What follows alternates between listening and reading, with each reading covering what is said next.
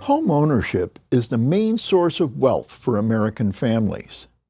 To increase household wealth, the U.S. government subsidizes and encourages homeownership through various tax incentives and mortgage programs, like the mortgage interest deduction, FHA-insured low down payment mortgages, low ceilings on capital gains tax, and Proposition 13 in California. Yet despite these incentives, some groups have greater difficulty becoming homeowners than others, which leads to an enormous wealth disparity between racial and ethnic groups. For every dollar held by white households, black households hold about 12 cents, and Latinx households hold about 21 cents. While all types of asset ownership are greater for white households, the majority of this racial wealth gap can be explained by lower home ownership rates among black and other minority households.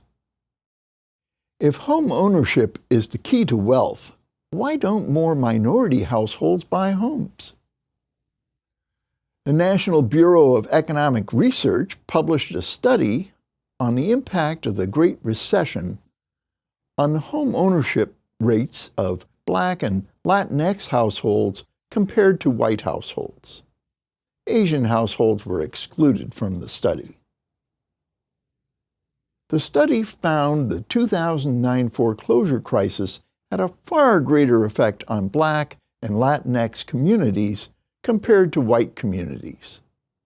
The share of homeowners who lost their homes to foreclosure during this time was 1 in 10 black or Latinx households and just 1 in 25 white households.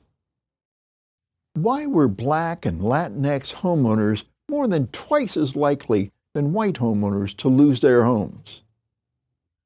Per the study by the National Bureau of Economic Research, 3 factors converged to increase the likelihood of foreclosure for these minority borrowers: aggressive subprime and predatory lending, high debt-to-income ratios allowed by lenders, and high cases of employment instability. Let's take a moment to dig into one of these items more closely. Predatory lending. Predatory lending is the most dangerous factor that increases the likelihood of foreclosure for black and Latinx homebuyers. The largest recognized case of predatory lending was settled by Bank of America in 2012 for their subsidiary company Countrywide's discriminatory lending practices. B of A paid $335 million to roughly 200,000 victims of Countrywide's actions. And how did these discriminatory lending practices manifest? Countrywide discriminated against minority home buyers in 2 critical ways. First, Countrywide deliberately charged higher fees to minorities than white home buyers with equivalent qualifications. Countrywide also intentionally steered minority home buyers into subprime mortgage products, even though the targeted home buyers had equal or better credit histories than other white home buyers who were not shown bad mortgages. Negative actions such as these directly undercut laws intended to prevent such unequal outcomes.